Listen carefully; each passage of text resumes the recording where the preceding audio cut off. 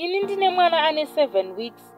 Takamugera nababa vake aine 3 weeks nechigero chekubhabha, but vhudzi harina kupera rose nekuti aichema, so akasara nerimwe vhudzi shoma mumusoro. After 2 weeks ndainge ndabuda, saka ndakasiya mwana nababa vake. Amai vepanext door muSASCO vakabva vakumbira mwana kumurume wangu, ndobva avapa. Hapana kupera time yakareba, ndakabva ndadzoka ndikati mwana aripi, zvikanzi ndamupa amai nhingi vamukumbira. Ndikati wavapirei mwana?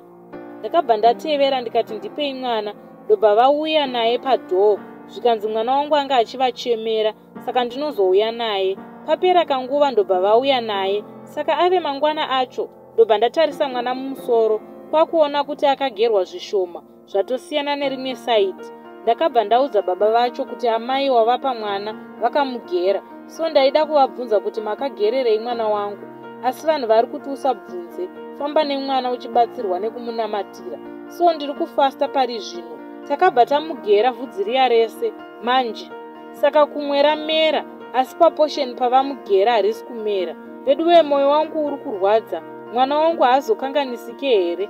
Tinonzwa vanhu vachiti bvudzi remudumbu rakashata, zvino richamera here?